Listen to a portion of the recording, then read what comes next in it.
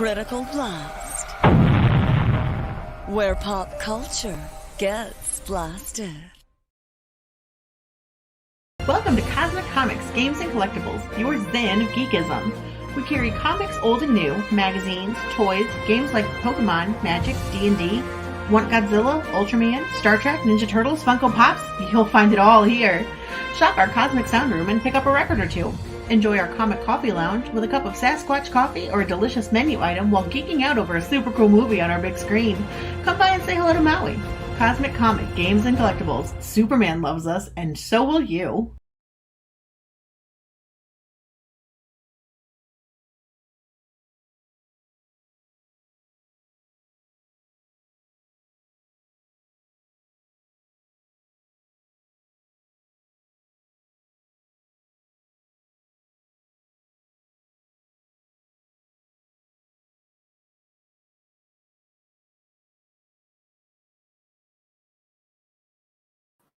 And good evening, everybody. I am RJ Carter, Senior Managing Editor here at CriticalBlast.com.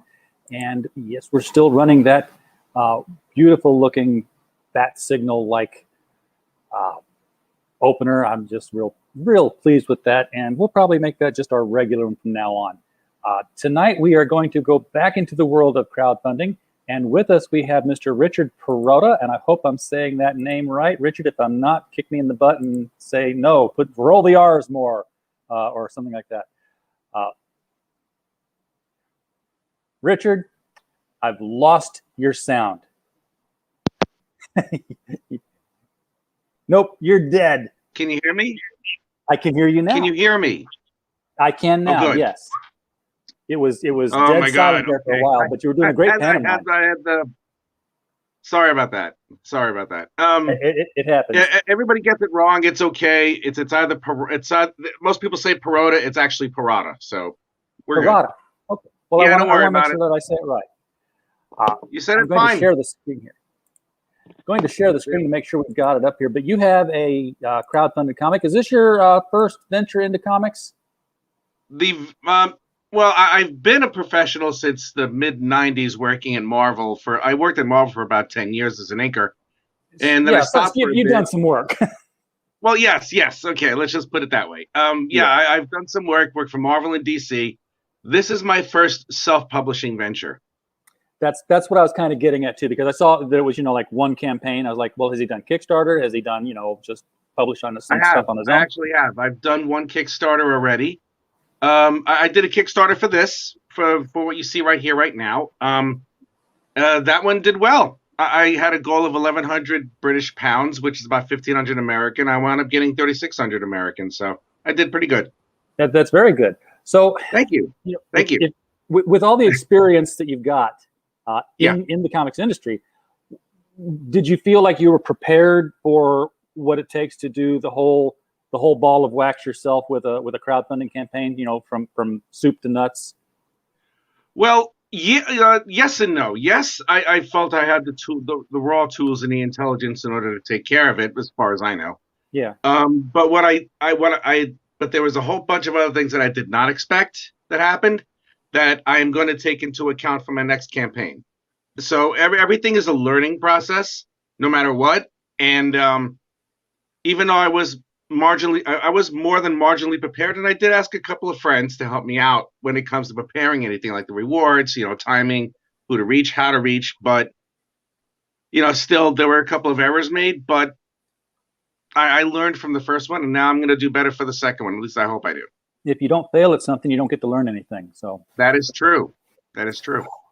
So you mentioned that the campaign was in British pounds. Is that where you're established? I presently live in the United Kingdom right now. It's going to be my permanent residence, yes. I said because you don't sound like Home Office. No, I do not. No, I don't. Is that putting a crimp in I could try and sound like that. It could be like that. I could sound like Ricky Gervais, but, after a while, someone would punch me. Just after a while, someone would just slap me in the face with that obnoxious accent. Jesus Christ. Anyway. I wrote a character that was owned by a British publishing company called Telos. And his name was Honoré Le Chasseur. He was an expatriate Black American living in 1952 London post-war. And they always talk about how, you sound just like Home Office. He's like, yeah, I really worked at it.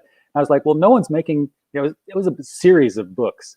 And I got to do the next to the last one. I like to say, I helped drive the last nail in the coffin of the series and just killed it. Okay. I said, no one's pointing out the fact that this guy is obviously Creole. And, the reason he studied really hard to get the British accent down was he got tired of people asking if he was French. Oh, no. So. Oh, my God. Man. Yeah, it's the accent thing. After a while, it gets a little annoying because, I mean, whenever I do an accent like that, first I sound British, then I sound Irish, and for some reason I sound Pakistani. I do not know why. It just morphs into that.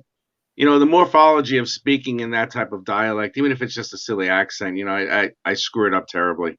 Well, so I try not to use a British accent for more than 10 words, because then it turns into another language entirely. You'll probably start morphing that way naturally just by being immersed in it for so long in the culture. That is true. Well, I have a craving for fish and chips a lot more often than I used to. I will be honest. Yeah, well, it's all you can get. It's either that or bangers and mash. There's plentiful of McDonald's restaurants around it. When I lived in New York City, it's like there were McDonald's around every corner. Here, every other corner, it's fish and chips restaurant. What can you do? Yeah. So did you find that doing a crowdfunder, being based in England, hampered your ability to market to the U.S. market? Because that is the largest consumer of comic books, and the shipping on it is, often an impediment I've found with UK and Australia crowdfunders. It's what drove our other business, and I'm not talking about that right now because I'm not trying to sell you on anything. But was it well, something you were expecting? I did go in doing a little bit of research, and when it came to the postage, I mean, the postage this year was an aberration because of the pandemic, but also within Great Britain there was also Brexit. Yes, and as a result of that, that coupled with the pandemic and less flights leaving, less deliveries being made and all that stuff, the delivery cost went up. So it hampered me as far as that's concerned. And still, as a result of it, packages that I was sending out after I met the quotas and everything, they're still getting to them. There's still about maybe 20 people so far who have backed it, who have yet to receive their packages. Someone who was waiting a month just received their package, yesterday. Oh yeah, things get held up in quarantine. I was thinking more. I was thinking more along the lines of, the guys in New York who, look at the book and say, hey, this is a great book and it's, it's going to cost X amount of dollars. And then they get to the click through and it's like, oh, but it costs X more amount of dollars to ship it. I'm going to nope out on that one.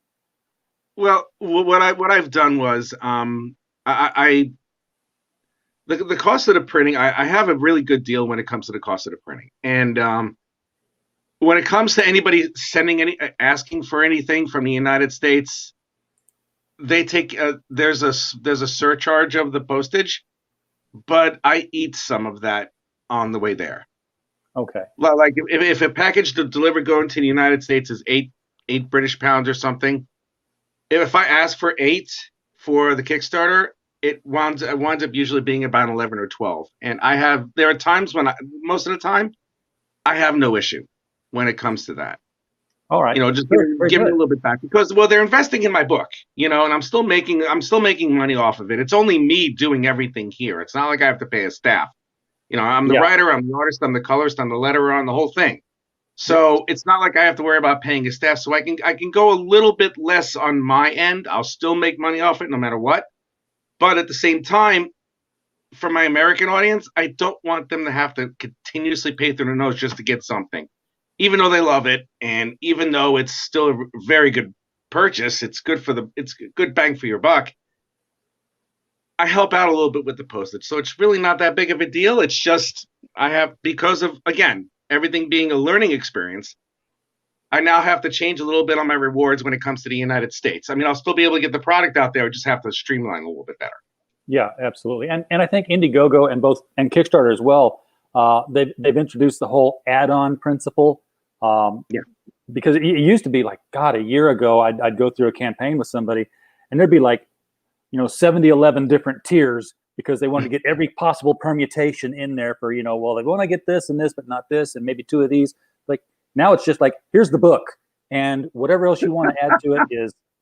So the tiers are real easy to go through now for the people Yeah, who take advantage of it. thankfully they seem a lot easier to go through, and mercifully they're a lot easier to go through. And it's, I mean, I'm not going to add like 1,000 rewards or anything along those lines. I mean, maybe stretch goals. I mean, I've added a couple of stretch goals, and one of the, oh my god, one of the stretch goals was I was, if you don't mind, I was languishing at about 2,000 pounds, and I wanted to get to a certain point because I was doing well, and all of a sudden it just stopped. So I was talking with a friend of mine who has another podcast, and we came up with the thing. I was half jokingly, if I got to 2,500 British pounds, I would shave my head, and I had hair that was all the way out to here. So it's like I had an Italian afro, whatever it was. We reached it with an hour to go, and shaved my head. It became completely bald. We got to 2,500, and I followed through with it, and I was like, zoop. So yes, that's one of the stretch goals that I had when I had my first Kickstarter. It was funny. It was weird, but because that's the first time I ever saw my scalp or anything. It's interesting what will motivate people to do that. I'm happy because my hair's going to grow back. If I thought my hair wouldn't grow back, I'd be like, nah, I want to keep it for a little while. Yeah, Rich, I hate to break it to you, but I used to have the thick hair that combed over to the side, and I was like, yeah, one of these days I just shaved it off for summer because I was like, I was cheap. I had wall clippers. And they said, oh, this is interesting. I look like a ranger. No, you look great. You have a nice shaped dome. Me, I have like a deformed egg. It's like someone smacked it a few times. I look like Silly Putty. Well, you have a very symmetrical head. You wear it well. Me, I can take this kneaded rubber eraser, and that's the shape of my head. Well, I have to always do it now though, because when it grows back, my hair is poker straight and it just keeps coming out like a chia. It doesn't lay over anymore. So I'm like, well, this sucks. I feel like a chia pet. It just keeps going. It's just odd. Exactly. But yeah, no, that was fun. And again, for that first Kickstarter, I learned a lot. I learned how to do a bunch of things better. And for the second chapter, which will be coming out in late June. Yeah, late June, I'm going to start a Kickstarter for chapter 2 because there's 4 chapters in the story. And yeah, I've streamlined it. I think I'll be able to do a little bit better. Well, we haven't talked about the story yet, and you've got a video. I want to play that. I want to give some recognition to the chat here. Gabriel Hernandez, good evening. Thank you for joining us, man. Appreciate it. Hey, Gabriel Hernandez. Hello. Bap2 is here. Bap2 is a regular. And Heroinberg is our wrench. He's the guy I told you he'd be on top of that link, but perfect. Oh, Heroinberg, how are you? Heroinberg's got a great book himself out there. So excellent. Running into all kinds of great creators out here. Now I'm working with one monitor tonight, so let's see if, you know what? First thing I'm gonna do is I'm gonna unshare this because I'll bet you dimes to donuts I did not share it with sound, and I'm going to make sure that I correct that now. Okay. And usually I'm sharing a screen instead of a Chrome tab, so we'll see how this goes. So here we go.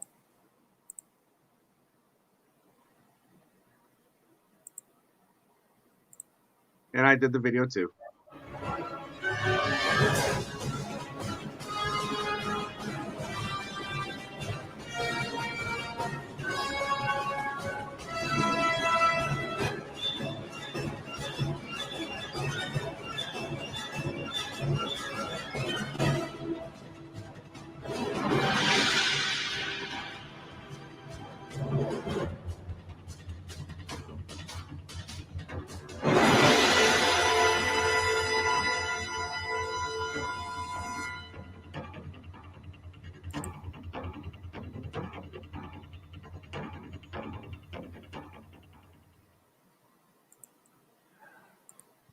All right, so Incantessi. That already sounds Italian.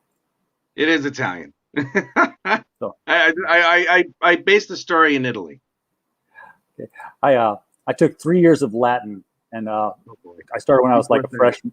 Yeah, I started when I was a freshman in high school, and it wasn't required. It's not like it was Catholic school. I took it on purpose. Oh my God, was Latin actually a requirement in Catholic school?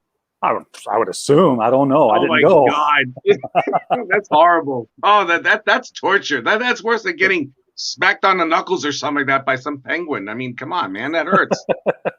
But we used to have to read aloud in class, and one of the seniors looked over at me and said, RJ, why do you always read the Latin sentences with an Italian accent? And the teacher was like, Oh my God, really? Oh, Yeah. that's too much. I didn't realize I was man. doing it. I do that too. After a while, it's like I wind up having an Italian accent, or wherever I am, if it decides to come out, I have the Brooklyn accent, like this. Yeah, after a while, it just comes out for no reason whatsoever. Sometimes but it's a requirement. Sometimes you need to this pull is on Brooklyn. the story is based in Italy, Milan specifically, and it's about a young lady named Cassandra who discovers in the worst ways possible that not only is she destined to become a sorcerer within the Incantesse clan, but she's also supposed to be a keeper of the Wrath, a malevolent branch of the Incantesse whose sole purpose is to destroy all of humanity. Because they believe when the world of man was hunting the witches down and killing them, blah, blah, blah, they decided to strike back. And the bloodlust overcame them, and they were a threat to all of humanity across the planet. Now, the few remaining Incantessi that were left managed to imprison them in an extra-dimensional prison. Now, afterwards, it turns out, though, that the extra-dimensional prison had to be fortified every 50 years or so, every other generation. I'm sorry? There's always a catch. Well, it was done hurriedly, and you're talking about it. Well, the way I have it written, the number of the Wrath greatly outnumber the remaining Incantessi. There had to be I think there's about 200 members of the Wrath who are just as equally powerful. The dancer is destined to be the master in mystic arts. Will she embrace this destiny or be consumed by it? Yes. That's pretty much it. Cassandra finds out that she has to be the one who has to take care of everything. But she finds out in the worst way possible, and she finds out things that she was not supposed to find out at all, especially when it concerns her Aunt Amelia, who's not only her mentor and not only her guardian, but also her aunt and her dance instructor and all that other lovely jazz. Gotcha. Huge story behind it. It's not. It's involved. I wouldn't say complicated. It's involved, and it's a page turner. In my opinion, it's a page turner. Cool. So is being an Incantessi, is that like a generational thing, or is it just like somewhere somebody's born that taps into the power? People. There are some people who become members of the Incantessi because they do have the ability to tap into that extra dimensional power that they have, and some people have greater capabilities or capacity to tap into that extra dimensional power and channel it through themselves. Cassandra, okay. There's a bunch of members of the Incantessi who could do one or two specific things. I mean, they can cast regular spells, but there's two different types. There could be one or two types of spells, or spells within sorcery that they're really good at. Maybe teleportation, manipulation of matter, strength, flight, whatever it could be. Cassandra is going to be good at all of them, but it's too quick and too soon. And she's just a child. Well, she's not really a child. She's like 21 or 22 at this point. But, she went from dancing at La Scala Theater in Milan to demigod in less than 2 days. And throughout the remainder of the story, it's going to build. And Cassandra's going to go one way or another. Like just like anybody who all of a sudden has immense power, they cope with it according to one's gifts. Whether they can handle something, whether they can, like a flight or fight response, whether they can handle it or not. And I have the story spelled out that Cassandra's going to handle some things the right way and some things the wrong way. And good things are going to happen and terrible things are going to happen. That's good for a character, though, because she doesn't come across as some sort of a always prepared Mary Sue kind of thing. No, she's not. Oh, God, I hate that more than you can imagine. I can't stand that when all of a sudden it's like someone is immediately OP. Yes. I mean, with Captain Marvel, I'm watching the movie Captain Marvel, and I'm just like, all right, you got some universe juice spilled on you, and now you can split a planet into one? And you know how to. And and you know how to. It's like, if I just hit this fissure at the right nuclear component, I'm going to split Mars in half like an egg, and it's just like, no, that you can't do that. Superman doesn't do that crap. He had to learn how to control his powers. And then all of a sudden, Captain Marvel is like, "Oh, I know." Yeah. Oh my God. What am I going to do? I've got the power cosmic in Metron's chair. And so I've got all infinite power and infinite knowledge on how to use it. So Yeah, yeah, exactly. And the thing about Cassandra is that, well, her parents died in the story, as it's revealed later.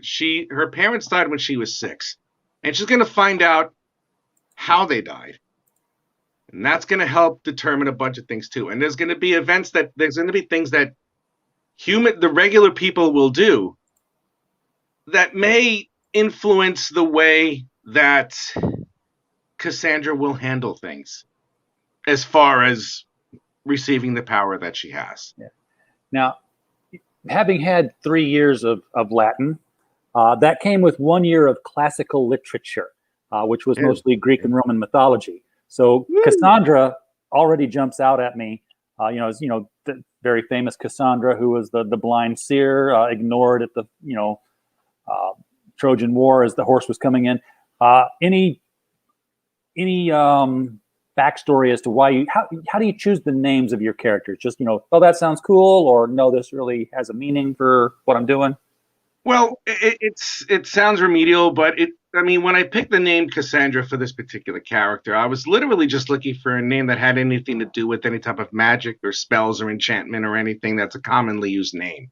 Yeah. And I guess I've always had an affinity for the name Cassandra. So I just chose it. I'm like, okay, her name's Cassandra. That's it. We're good. And let's see what kind of an Italian name I'm going to get her. And I'm like, I'm not too sure. But the one thing I do know, being of Italian lineage, most Italian last names have more than like 5 or 6 syllables at the end. Yes. And I really didn't want an impronounceable. So I just thought, I was like, okay, Rossi. Okay, we're good. That's it.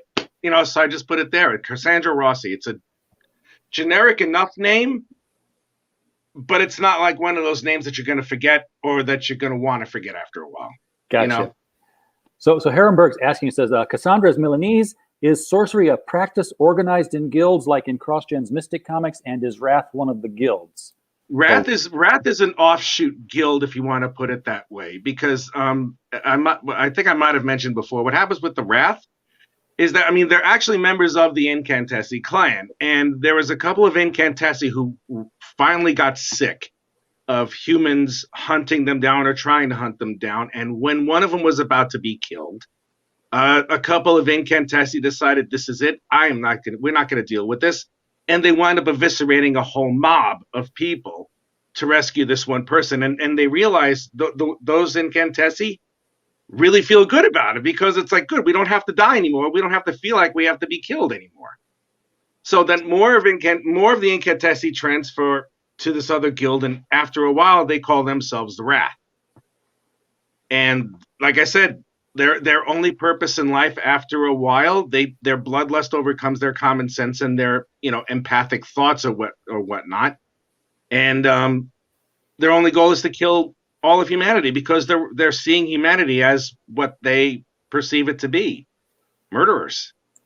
Yeah, no good villain ever sees themselves as the bad guy. Everyone's the hero in the story. They don't. And what's worse about the Wrath is that it's not just one person.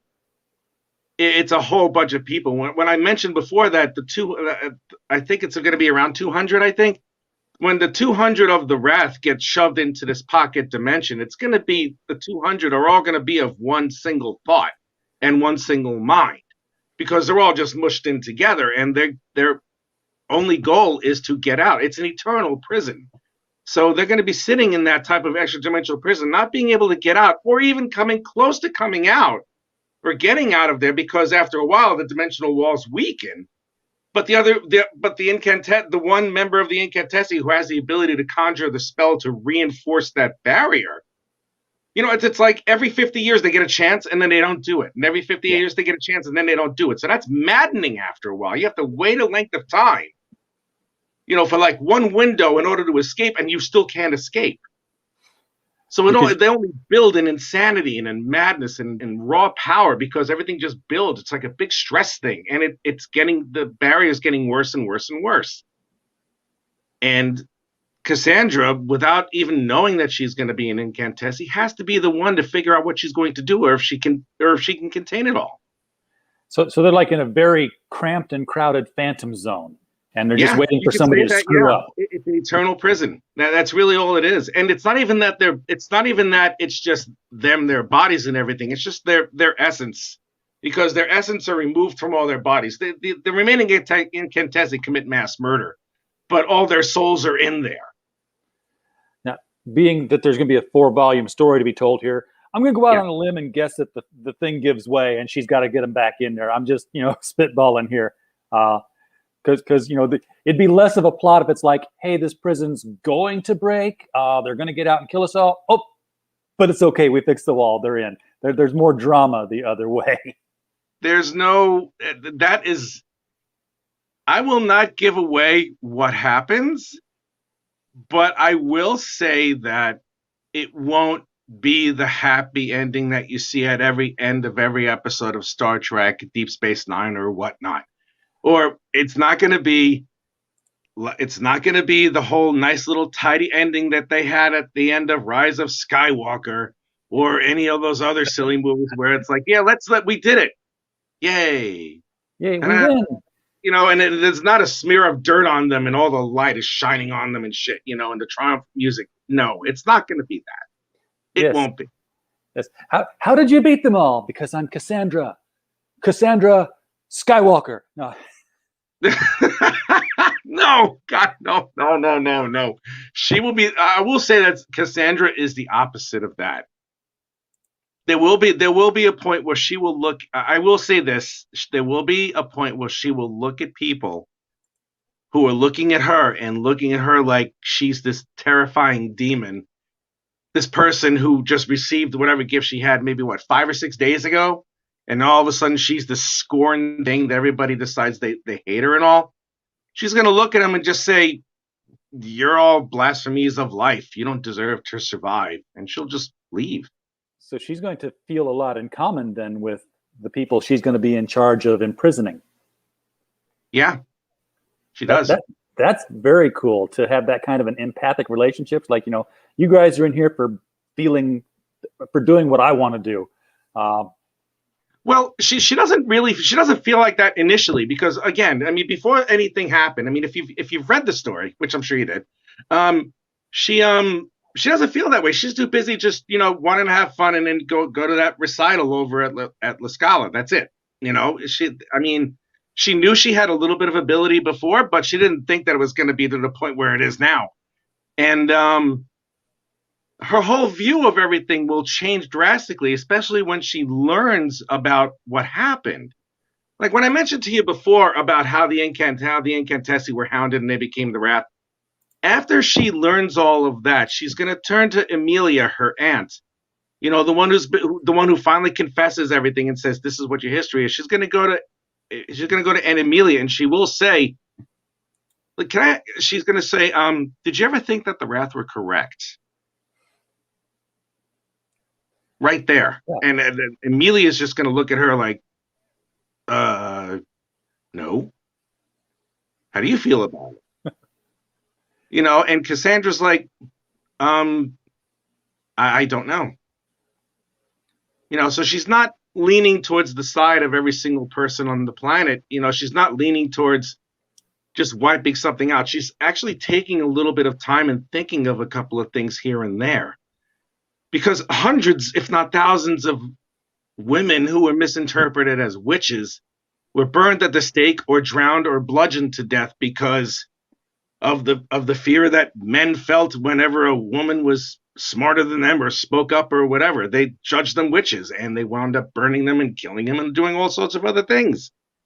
I'm just taking that story and taking it to the next level. Sure. And also bringing a less than common edge to the story, because again, just like you said, and you said it perfectly when you said, I hope she's not a Mary Sue. There's no way she's going to be a Mary Sue, even if she has all that power. You're still a human. Even if you have all that power and you're able to see beyond dimensions and everything, can your mind as a human being truly accept it? That's maddening. That's maddening. We have it. If I look through a telescope, and I see Saturn, I'll still not even remotely understand the vast distance it would take for me to go to Saturn. Yeah. And how You know what I long, mean? I and mean, yes, it's crazy. our perspective is a very narcissistic one if you really think about it, because we think we can reach the stars. We think we can do all this stuff. Yes, we can, but it takes a lot longer to understand it. You know, understand the secrets of the universe and all that other jazz. The most average people don't understand the secrets of the universe. And then all of a sudden, the secrets of the universe are now revealed to this young lady who all she wanted to do was, you know, do well at her first performance at La Scala and then maybe go to a club after. And she's just got all this, knowledge now, or the access to all of it, I should say. Understanding it is still going to take some time. And her mind has to accelerate, and her mind has to adapt to this. Her mind has to adapt to everything that she's learning at a breakneck light speed pace. Yeah. And and because she's empathic, she will feel the thoughts of people who are going to react to what she does. There's even a point in the story where she does something fantastic, like really, truly superhero-ish. And she's still screamed at and spat at and cursed at as a result, because people won't understand her. And she will understand people on a base level, especially around that area, for who they are and how they reacted. And whether she'll have empathy, she probably won't even have empathy for that, because it's not fun being cursed at and have rocks thrown at you when you take care of something that's very precious. No, I mean, and people just don't know how to respond to that. I mean, can you imagine? You worked with superheroes for years, yeah. But can you imagine if you turned on CNN and they're like, we don't know what we're seeing right now, and there's a guy who's going from building to building with looks like a cape flying after him, and he's just going. People would lose their shit. There's no amount of movies in the world that would that prepares you for that to really happen. I mean, it's nice to see it, in the movies and the theaters and stuff like that. And I wouldn't be surprised if more than half the people if that actually happened, more than half the people who were looking at it's like, wow, it's like a movie. Because I was by the towers in 9/11, and it looked like a movie. I mean, it's as sick as it sounds. I mean, the explosions, the everything, it looked like it was computer generated. It was so real. Yeah. And it's in front of you. And because you see so many disaster movies, you try and infantilize a tragedy like that, so you can deal with it. Your mind just processes. Superman and Zod flying around, beating the shit out of each other in New York City or something along those lines. There are going to be people who are going to be like, "Whoa, that's cool, man! Superman really does exist." It'll be like a Santa Claus thing.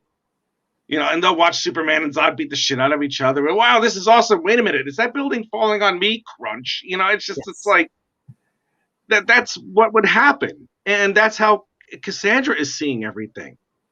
Because now all these secrets of the universe and that she can't even recognize will be open to her if she achieves this absolute ultimate power. And she's getting there. But she's getting there too quickly. I mean, after maybe a decade of constant lessons and training, maybe. But now all of it is being given to her in less than a week. And this she's still relatively a child.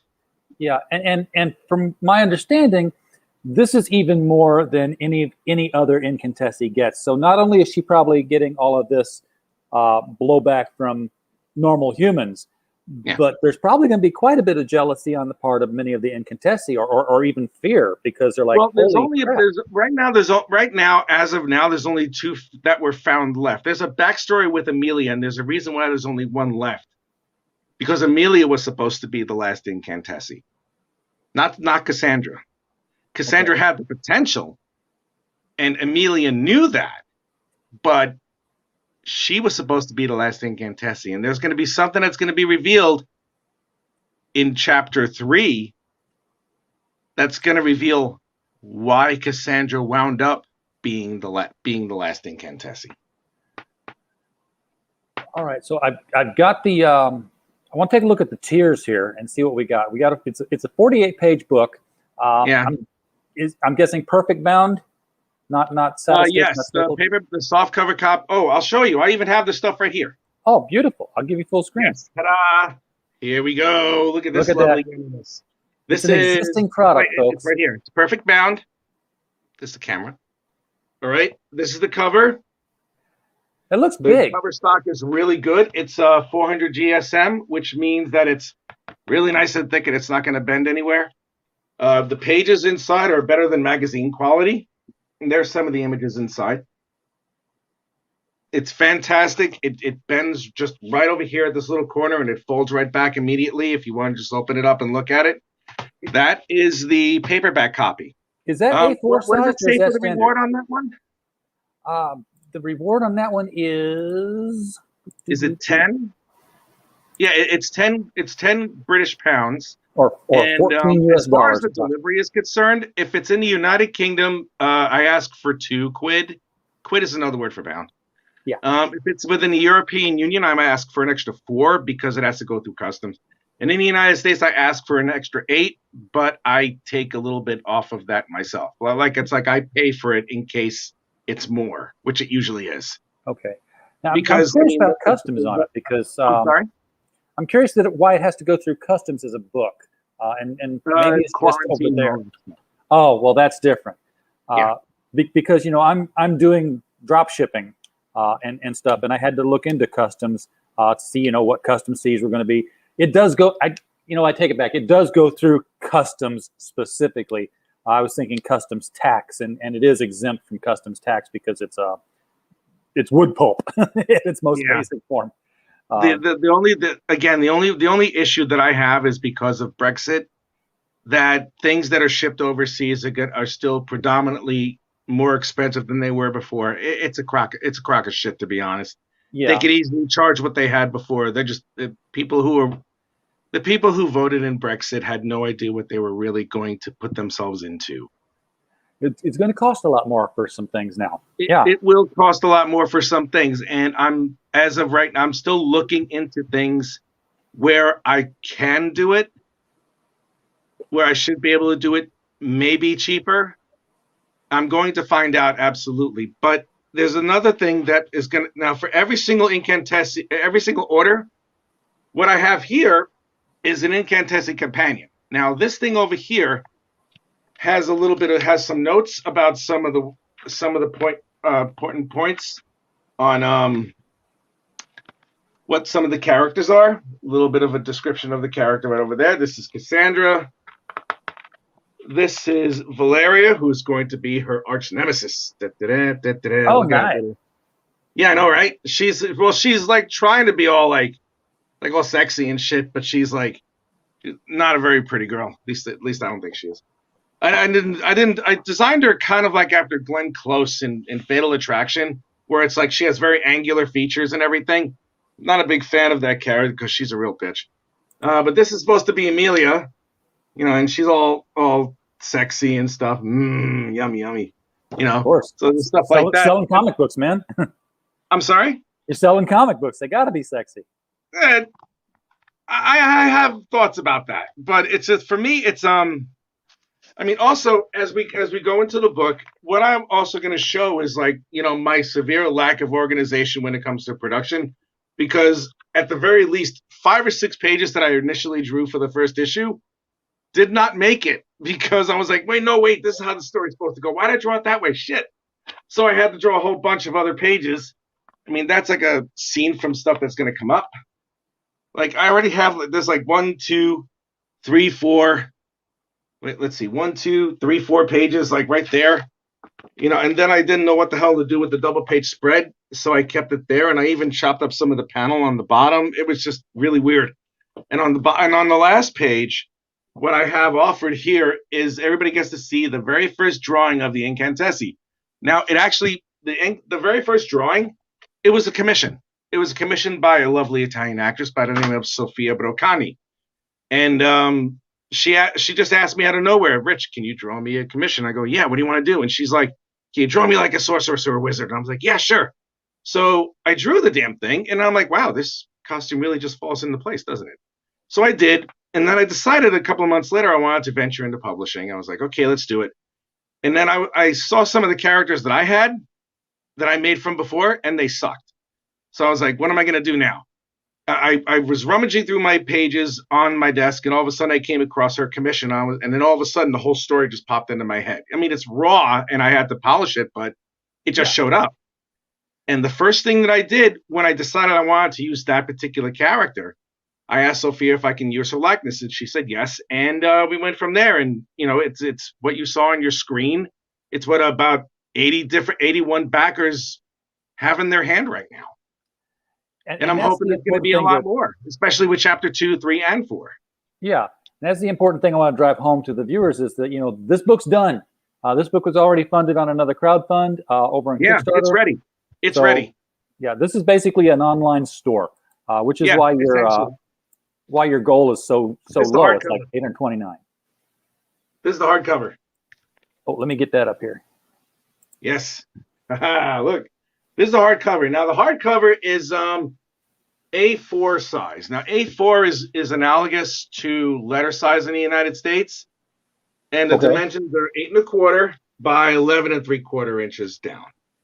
But it's nice and hardcover, nice and solid. The pages are really nice. Is that really good? Whoop. And you also get a bookmark too. You get a free bookmark and a print. Oh, and also you're going to get a print of not only the cover for issue 1, but you're also going to get a print as a sneak peek copy for issue 2. Now I have the cover for issue 2 fully rendered. I should have given that to you, and I'm sorry about that. That's all right. It's okay. It should be on the page. If it's not, I'll just put it on there.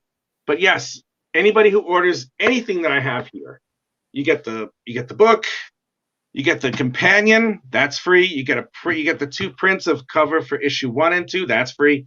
You also get a bookmark, that's also for you too. The book itself is not free, but the other stuff you take care of. And I think I have a couple of other tiers on that thing where an A4 size commission is included with the copy of the paperback or the hardcover. We've got the hardcover is at 15 GBP, and then special offer is you got a commission possibility here. Yes. So for 50, you can commission something on an A4. Yep. Anything you want. Anything you want drawn, I do it. As a matter of fact, here's something that I have. I did it specifically. Sorry about that. I did it specifically to show this, and I forgot to bring it over. This is the type of quality you can expect for anybody who decides to get it. This is the quality of commission that you can expect to get. Now this is just a commission for myself of the Incantesse, just in regular post. She's about to do her magic and stuff like that. Yeah. The one thing I will say is that if we make the goal of 600 quid, as soon as we reach that goal, this thingy is going to go into a lottery pick, and someone very lucky is going to receive this along with their package. It's just going to be a blind pick, whatever it is. I'm sorry? That is very cool to have that lottery kind of thing going. I've seen that on a couple of different campaigns. Yeah, a friend of mine, a mutual friend of ours, he introduced me to do something like that. He's helped me out quite a bit. He knows who he is. Okay. And you see right over here is that's it. You get some great quality illustration. Oh, also, whenever I do anything like this, I go live. Like I do this on a live stream. I do this through StreamYard. Oh. Yeah, I know. No, if you go on my Facebook page, I have a whole bunch, or my YouTube channel.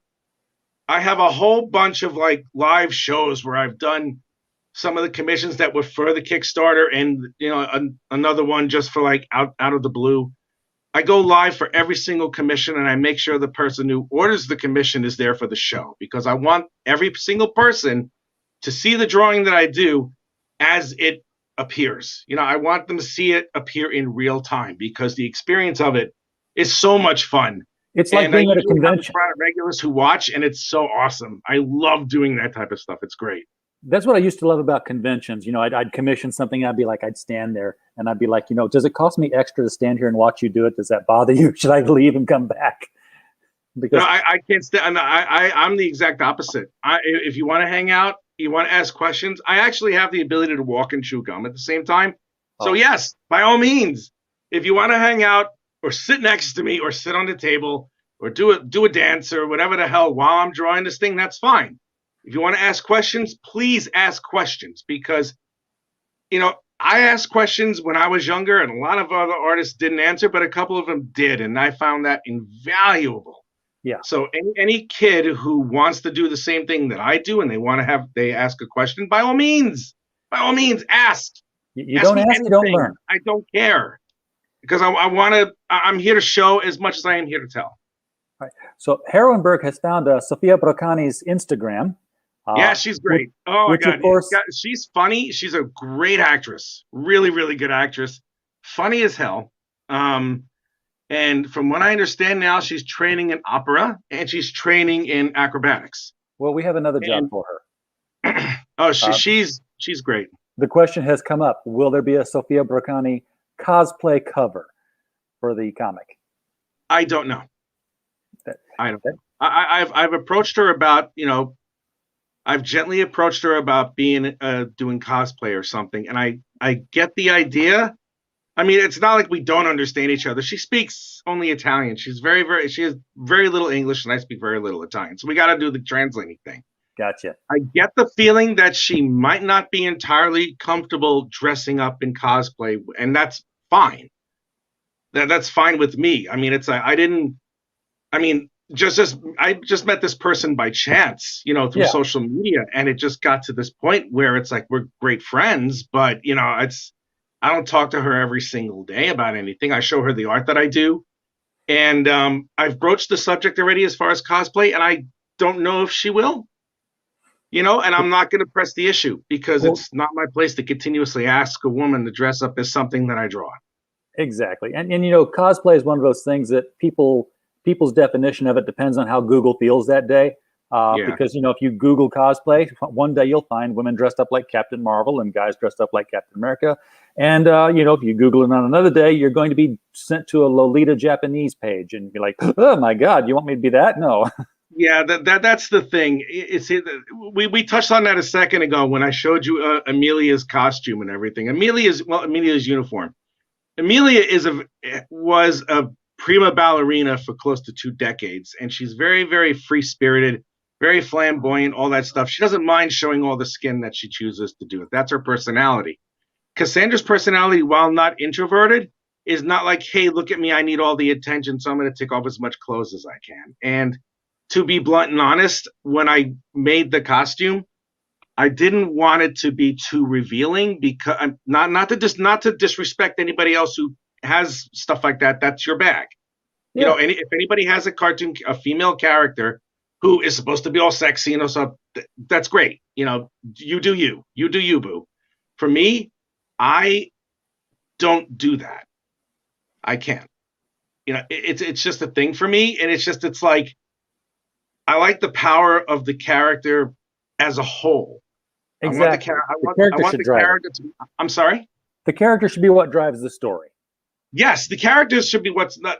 Her tits should not be the thing that people, be the one thing that's great about the character.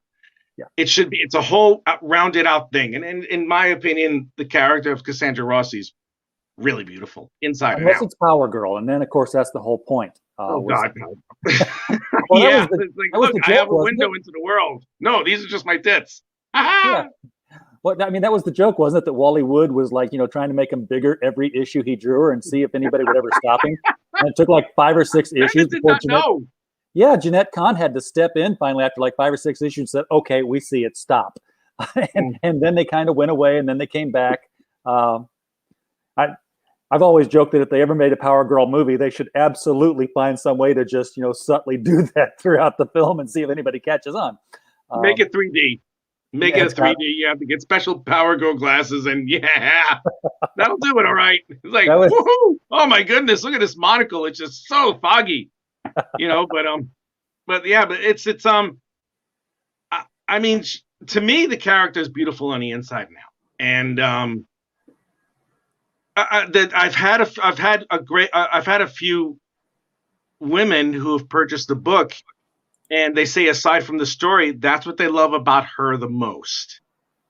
That she's not some like flamboyant thing that like has these ungodly poses. It's like, oh God, it's like she has spina bifida with, it's like her back is folded in half, or and boobs are like torpedoes and stuff. It's like, yeah, I try and stay within a realm of good taste. And also, since the character is based off my friend Sophia, I'm not going to make her look like a Well, yeah, exactly. I mean, everything in moderation. We got enough of that, you know. I wouldn't want it to all go away. Amelia's going to be all when Amelia decides to like get dressed up into her uniform and everything. Yeah, she's gonna wear it. She's gonna wear that damn thing, and she's gonna look good. She's gonna look all hot and stuff. And Valeria's costume, if you notice, she has like the stitches going all the way down to below her navel. So it's like, yeah, we're gonna do this, you know. But it's like. But I did that specifically to make sure that I diametrically opposed the characters and their personalities. You see, Valeria has that sharp edges and all that stuff, and it's all revealing, and it's like it's in her costume's almost completely black.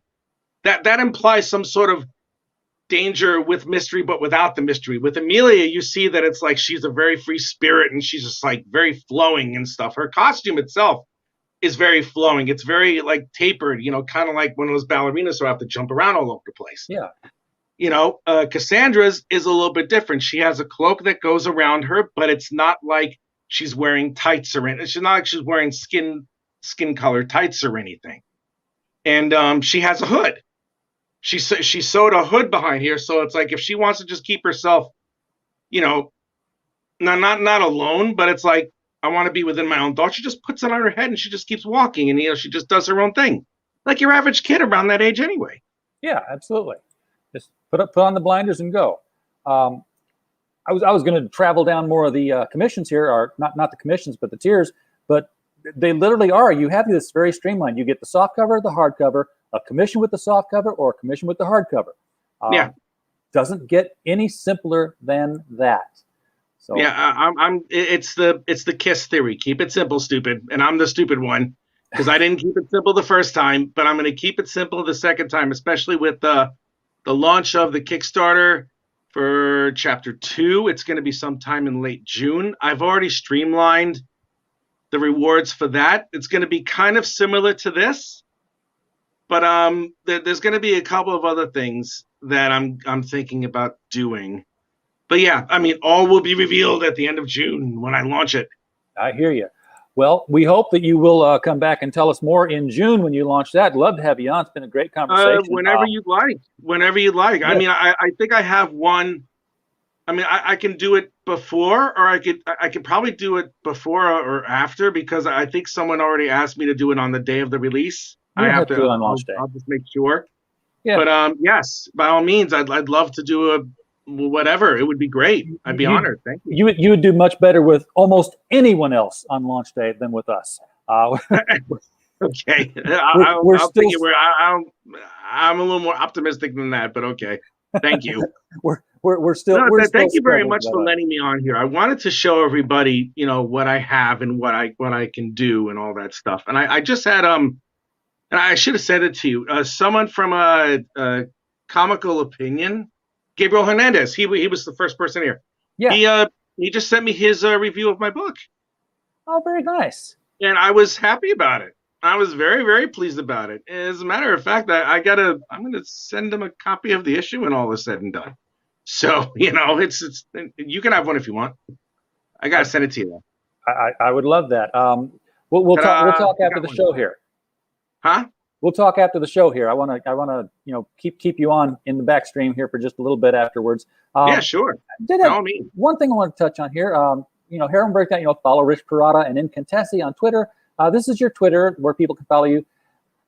Greystoke 20. What's the Tarzan catch here? Where's your Tarzan? I think it's a cool name. It is a cool name. It's definitely a cool name. You know, I was like, oh, Greystoke. All right, cool. I like it. That's gonna be my British nom de guerre. You know, I was gonna call myself Nigel Greystoke, you know, of the 20th of the 20th order or some shit like that. I don't know what the fuck. Okay, that was when I had too many Guinness that day. You know, it's like my first taste of Guinness. I had 2 of them. I was zonked. That was it. I was like, whoa, I'm a 200-pound guy. You know, and here I am, the biggest lightweight on the planet, you know, and just like glurping, and I'm like, I'm all passed out and shit. That's the end of it.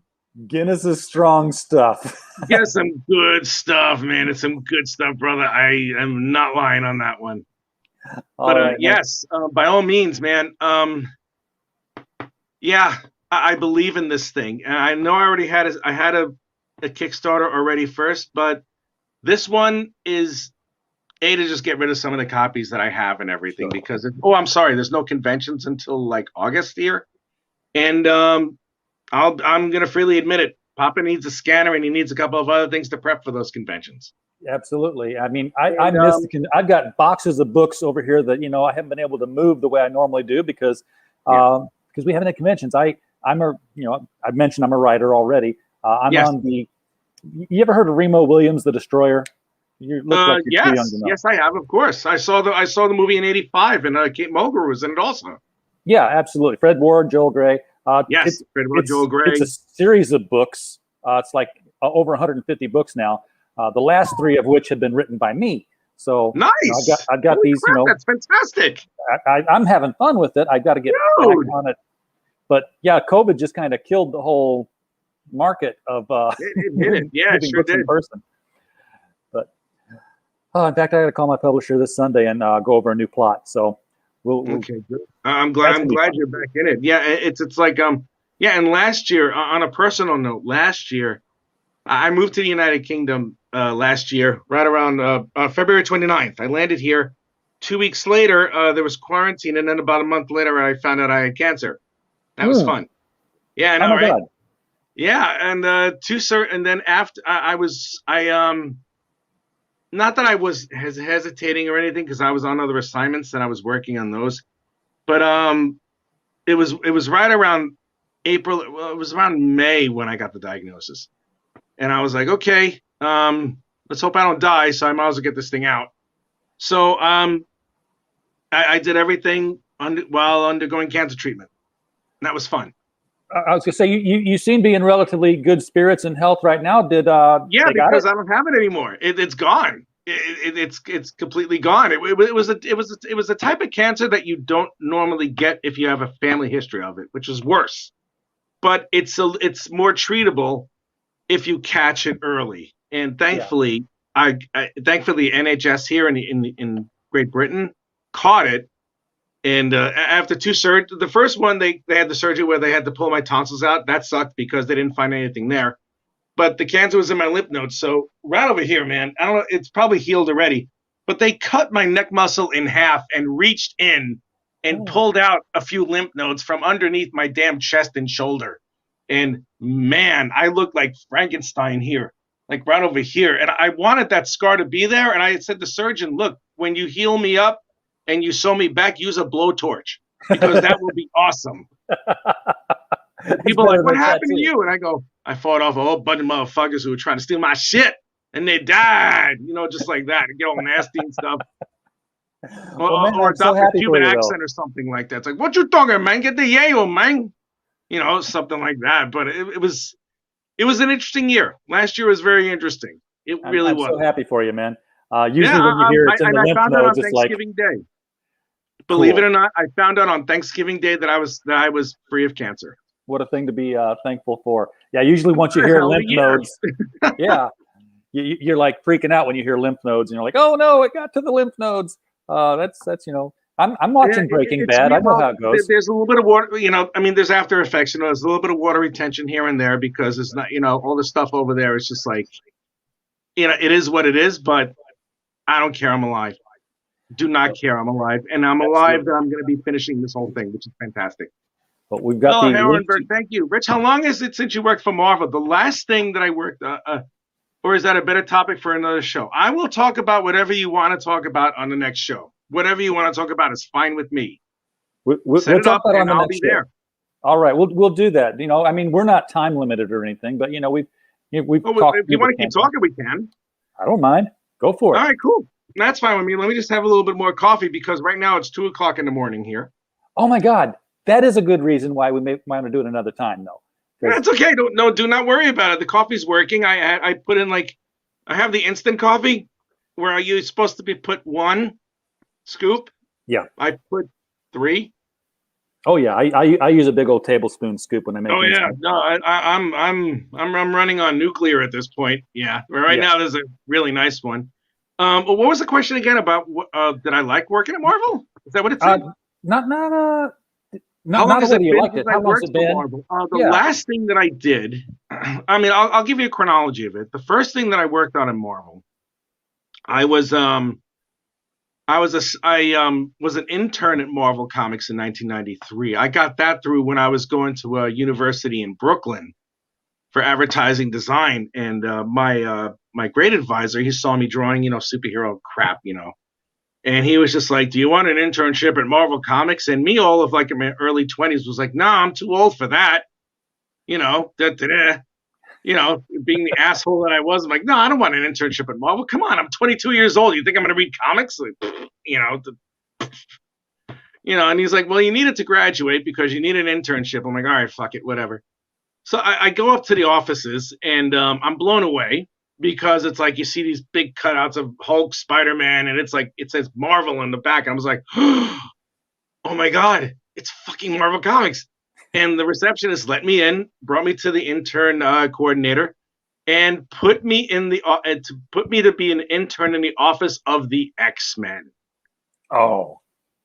Right when the Kuberts were there, when Joe Madureira was there, when Will Spataz, and some of the Image guys were finishing up their stuff, I was like, "Wow, oh my god!" It just blew my mind. And then at the end of my internship, they asked me if I wanted to go for a job in editorial or art corrections. Editorial would have paid more, but art corrections was the way I wanted to go because that was my foot in. So after 3 portfolio tries, I got the gig, and I was in the art corrections department, or for some Marvelites, they're going to call Romita's Raiders, because that's what it was. And because John Romita Senior had the department of art corrections, it was kind of like a training thing, like a minors leagues, where Yeah. it's like we go there for a year, and if we enhance our portfolio enough, we may work for Marvel at that point. So I went from a kid who lived in Staten Island, New York, being a part-time manager at a pizza place, to being taught drawing lessons by John Romita Sr.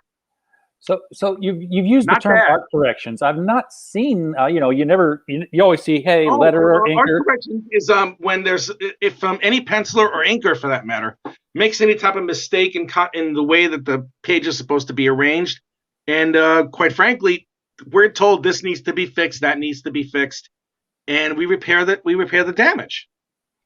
By inking or by like But by totally inking redrawing or the panel? penciling, whichever one it is. I mean, there was one point where I had to re-ink an entire page. There was one point where I had to redraw half a page. That was fun.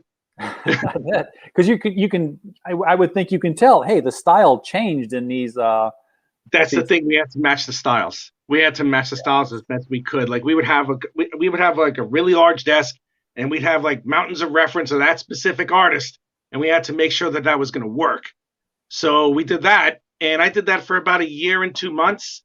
And then my penciling wasn't up to snuff at that point, but my inking was really solid. And I got hired as an inker, not on regular series all the time.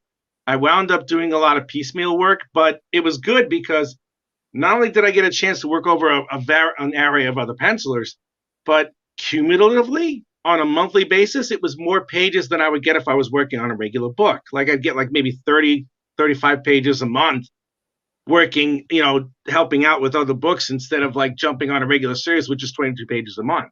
Yeah.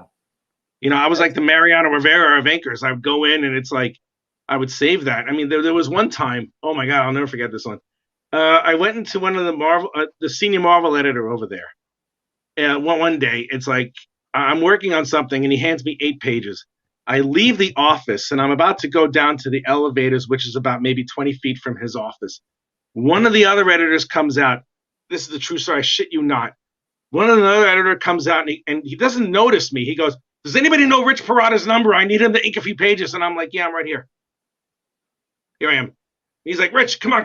And he doesn't even notice me. And it's like I'm walking in front of his office and he's asking for me. And I'm like, "Okay, what do I have to do?" And then I realized at the end of it that I had to do I had to ink 16 pages in about 4 or 5 days.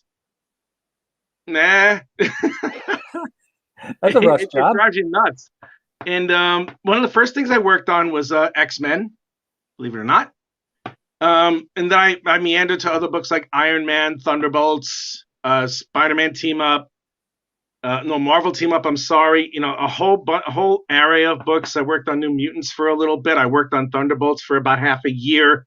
I worked on Captain Marvel for a little bit. I worked on Iron Man for a few months. I worked on Deadpool. I mean, the only characters that I didn't touch was Doctor Strange, the Fantastic Four, and Punisher. That was it. Wow. And I did that until 2004, where the last thing that I worked on for Marvel was one of those promo things where it's like the Incredible Hulk couldn't break with his incredible strength, could not break the Master Lock. That was it. Yeah, no. I mean, I went from the X-Men to that in July 2000. In July 2004, I took a self-imposed or forcibly imposed sabbatical for about 5-6 years, and I was in a nowhere job at that point. And I was like, you know what? I am gonna try again. So I did, and I got a job at DC Comics. And I was a regular inker for Booster Gold. That lasted about a year and a half. And then I was a regular inker again for The Ray, a limited series drawn by Jamal Igle. And then in 2013, I started working. 2013, I stopped for a bit, and I decided to really practice on my pencils just for the sake of it. I'm like, let's see if I could do it. And maybe a couple of months after I started doing something like that, I wound up working for the independent circuit. And I've been drawing every day since then. Since 2013 up to today, I have drawn a comic book page of some sort every single day since then. That's that's living the good life now. It's a good life so far. Yeah. Yeah. And the inker, they have their own style as well. I mean, they contribute to the overall. What I'm trying to say is there was a book that Jack Kirby penciled, and I guess it was found, and they wanted to get this Jack Kirby special book out at Marvel, and they wanted to get out in a hurry. So they basically gave every page to a different inker, said, get this done so we can get this in. And while the whole thing was done by Kirby, every page looked stylistically different from the page before it. It did. You could take Klaus Janson, and you can take Scott Williams, both excruciatingly talented artists in their own right. But you will be able to tell immediately which page was inked by Klaus Janson and which page was inked by Scott Williams in less than a second. The inkers, inkers have their own particular style. I had my own particular style, but I tried my best, and I usually succeeded in not deviating too much from what the penciler put down, because a lot of pencilers can be finicky, and that's a very gentle word I'm going to use, including me. That's why no one inks my work. No one has ever inked my work, and that will never happen. Yeah, you're adding something to their stuff. Sometimes you get a penciler and an inker pair who mesh so well together that they become almost like inseparable. They're from each Jim other. Lee, Scott Williams. Jim Lee and Scott Williams is a great example of that. George Perez, Romeo Tangal. Exactly what I was going to say. Joseph Rubinstein. That's an amazing team up. Davis and Neary. I'm sorry. Davis and Neary. Davis and Neary. If you want to go a little more contemporary, Jim Chung and Mark Morales. Yeah. Jim Chung and Mark Morales. And Mark Morales is, oh God. I tutored on, I was an understudy for him for a tiny bit, like maybe a couple months, but the person who taught me everything I needed to know, hello, Brian. I have to say this, the person who taught me everything I needed to know about inking is the immortal, and I'll always use that term, the immortal Keith Williams. The immortal Keith Williams. This man is a second father to me. He taught me everything I ever needed to know about inking. Truth to power. If it wasn't for him, I really honestly don't know where I would be. Truth, he saved my life. He really did. Without him, I wouldn't be where I am. I'm still fascinated by the fact that there's a corrections thing, because what's sticking in my head now is that people have a favorite panel. There's like, oh, this is my favorite Jim Lee panel of this entire book, and it may not be Jim Lee's work. That's a distinct possibility. That is a distinct possibility. I mean, A lot of times, well, another thing is that a lot of times over at Marvel when I was there, and I think it's still prevalent today. I'm not too sure, but when I was there, for the entire time that I was there, the reason why I had so much work was because so many pencilers handed in their work late all the time. And that's the truth. I mean, the pencilers would take up until the last possible minutes. Sure. And then they would have to have the inkers or the inker or inkers save the day by finishing up the deadline, which most inkers have to do. The inkers are an unsung heroes of the comic industry because, I mean, I'm not even going to say that pencilers are bad because they're late. I understand why they're late, because they want to get really good quality work out there, because that's their name and that's their art that they're presenting, and that's understandable. When an inker does that, makes the pencilers shine even more than what they are and do it in a breakneck speed, they're the ones the inkers are most often the ones who save the book from missing any type of like deadline or any type of release date or anything. Do art correctors getting credited at all in the indicia? No. It's our job. It's a staff job. That's all it is. It's a temporary staff job at that. You're only supposed to be a rater for a year. I was there for about 15 months. Someone there was like there for 18 months. Wow. But yeah, it's a temp job. It's a temp job. You have a year or a little bit more to prove yourself to people at Marvel that this is what you want to do. It's kind of like an accelerated degree thing without the degree. And, well, the degree is you get a gig at Marvel, maybe. Yeah, you get to put that on your resume, which is, a lot of people are, it used to be people went into comic books because they wanted to get a job in advertising. Yeah. And now it's, they couldn't get a job in advertising. That's why they went to comic books. Exactly. They wanted to build a portfolio. And now it's, since the 90s, it kind of became the opposite during the 90s. They took whatever job they could get in advertising so they could take it to the comics and say, look what I can do. Can I get a book, please? Yeah. It's, well, a lot of, Mark Bagley, who was a longtime penciler for Spider-Man, he did the tryout book. I think it was him. Yeah. He did the tryout book for Marvel Comics, and he got a gig. That's what it was for. He got a gig there. Then he wound up drawing Spider-Man for the longest time. Then he drew the New Warriors, and it just escalated from there. I think I don't know if he's still penciling. I'm certain he is. He's a great artist. I think he's great. We share the same birthday, so that's why I think he's awesome anyway, but still. There you go. And he's a lot of people now, they wanted to do the whole comic book thing because of what the extreme guys over at Image were doing also. And then admittedly there was a little bit of a stigma where a certain artist who wore a certain pair of jeans on a certain commercial with a certain director of age in the early 1990s with his cap reversed on his head, who shall remain named.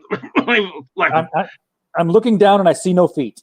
No feet. No feet no feet or just a bunch of, yes, exactly. And when that particular individual was drawing the pages, I'm trying not to vomit. When he was drawing the pages, anybody who had a middling amount of talent were like, shit, I could draw better than Rob Liefeld can, or what not, and blah, blah, blah, blah, blah. And it's like, even if Rob Liefeld does in fact suck, which I don't think he actually does, he's very dynamic in his storytelling, and there's something that's really alluring about some of his work. But at the same time, he does not draw feet. And he even acknowledged it. So I'm like, draw your fucking feet, man. Okay. But a lot of people that I know of, they're like, I could draw better than this guy. I'm like, no, you can't. You can't, because there's a lot more that goes into this than just, drawing simple poses of action crap. So were you in the corrections department during the Heroes Reborn era of Marvel? No. Okay. I was in the corrections department when Marvel almost collapsed upon itself in 1995. Okay, so that was like a year before Heroes Reborn. Maybe. When was Heroes Reborn again? It was 96. Okay, yeah, possibly 97. They tried to get they got a lot of the Image guys back for the Heroes Reborn. They had Jim Lee for Fantastic Four. They had Rob Liefeld for Captain America. Yeah. And, oh my God. I want to know who in the corrections department. Actually, I want to know who is running the corrections department, passing that Captain America poster around saying, or cover around saying, "Can anyone fix this?" And they're like, "Nope, I ain't touching." I don't know. I don't know. I can't imagine being a part of the corrections department. And you get a whole page. Oh my God, that's terrible. You get a page of like Liefeld stuff or like Jim Lee's stuff. It's like, yeah, that was like the new 52 of the 90s, really, to be honest with you. It was just, it's like, that whole Onslaught crap, but when I was there, that was before they decided to, that was a bloodbath, man. That was really bad. It was in January of 95. I will not forget that. They brought us all down to to this really fancy place. An open bar, a shrimp cocktail up the yin yang, food up the wazoo, blah, blah, blah. And the president of Marvel, I don't know who it was at that point, came out and said, "Oh, we're going to do this new streamlining thing for our books. This is our great plan." So the 110 books that were coming out a month, they were streamlining it down to 50. Whoa. So they decided after that, they laid off 2/3 of the staff within a week. Bloodbath. Are you all nice and drunk now? Too drunk to be an angry mob? Great. Here's what's going to happen. Yeah, exactly. They waited until everyone was nice and soused, nice and. Liefeld mentioned on his podcast, Captain America was just an internal promotional image that was never meant to be mass distributed. I would believe that. I believe that. I don't know of Rob Liefeld to be any type of liar. That was Captain Emphysema in that picture. Huh? That was Captain Emphysema in that picture, the one where he's got the big old chest out there, and it's like, whatever. I don't know. If that was, he has gotten a lot better. I will say he's gotten better. I mean, he's still drawing. People are still buying. So what? Yeah, what can you say? That's really all it is when it comes down to it. I mean, there's when you pick a certain artist, you know what you're getting. Yeah. I mean, for me, it was Paul Smith. Paul Smith of like the early Doctor Strange in the late 70s, early 80s, and of the X-Men, of the small X-Men run that he did from like issue 165 to 175. He's one of the greatest storytellers I've ever seen. His run on X-Men to me surpassed Byrne's. As good as John Byrne is. I mean, then again, I have a preference, but it's like, I mean, John Byrne is a god, but Paul Smith, I model a lot of my art after Paul Smith. I think he was inked by Gulaci on that one, or Gulaci. I don't know how to. He was inked by Guraci. He was inked by Bob McLeod when he was on the X-Men. Oh, okay. Yeah. I've got like 30 long boxes right over here to the side. I can probably look one of them up, but they're not in my head as much as they used to be anymore. I've gotten older. That's okay. I don't collect comics. I have more issues of my stuff here than I do of any other comic that I have. You should. Well, I draw them. I mean, what am I going to do with the other ones? I'm like, okay, what should I do after I finish drawing a comic? Hey, guess what? I'll read a comic. What? It's like making pancakes for breakfast, and I'm like, what are you going to have for dinner? I'm going to have flapjacks. It's the same shit. It's like, what am I going to do? It just doesn't make any sense to me. But I hear you. Yeah, it's like I don't really care at this point, because I haven't cared like that about any type of artist for quite some time. I'm just like, I'm too busy with my own stuff. I'm too busy trying to improve my craft. I mean, once in a while I'll see what's out there, but I just try and improve whatever I do. Don't look. Yeah. Well, I've seen some of it. Yeah. All right. I'm not going to say another word.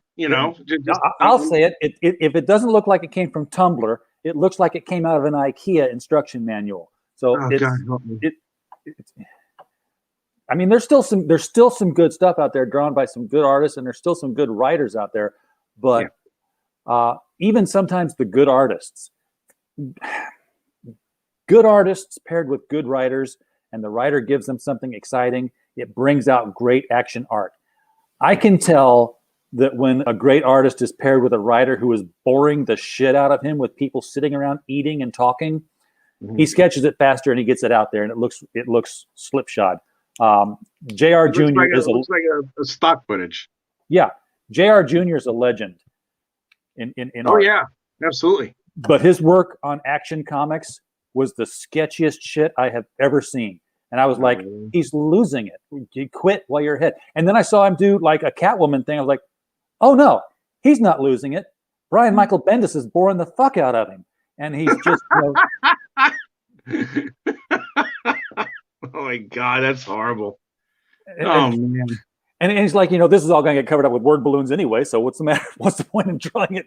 Well, yeah. After a while, I mean, even I've fallen under that. I mean, I'm still involved in drawing the backgrounds on my pages, but it's like if I know there's going to be a heavy conversation thing, I'm like, okay, I'll leave that blank. Yeah. Or I'll put a couple of lines there to make it seem like there's something solid behind it. It's after a while, it's like that. But it's after a while, if you run into something that doesn't excite you as a creator, it's gonna affect you after a while. Yeah. I mean, I've had there was one comic that I worked on in the beginning when I started penciling it, like in 2014. It was the funniest thing. It was a 32-page comic book. There was maybe 4 pages of action in the beginning of the story, and then the rest of the comic took place in an overnight closed up auto shop with a boy of age 12, a girl of age 16, and a being from another planet whose body was shaped humanoid but was lava. He was a strange visitor from another planet with powers and abilities far beyond those of mortal men, but he didn't have a cape. He had a head made of flame. And I had to draw 20 pages of conversation. Oh, God. Yeah, well, I will tell you something. That comic, I will never forget it. That comic actually helped a lot. It broadened my horizons as to how am I going to display every single thing that's happening here in a way that it makes it seem a little bit exciting. So I learned more about upward angles for shots, downward angles, bird's eye view, worm's eye view, close-ups, framing, all that stuff. I decided to make it an exercise it was an exercise in futility after a while, because I'm like, how many back and forth panels can I just draw? I mean, it's like watching an episode of Dragnet.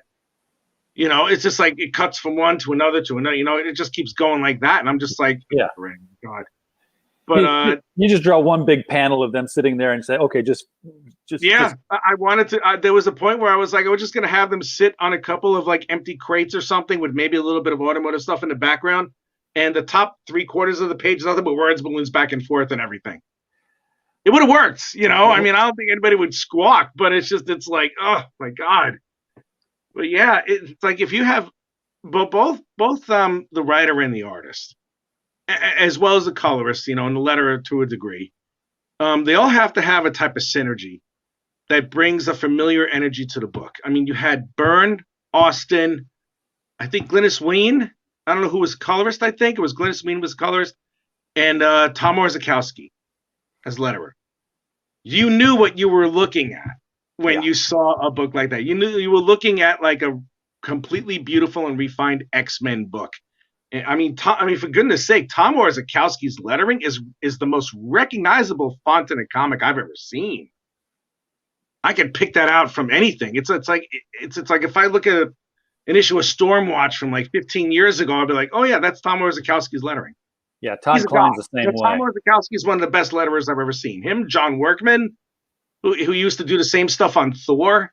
And you had Walt Simonson. You had Walt Simonson and Bob Wiacek. Bob Wiacek's one of the greatest thinkers I've ever known.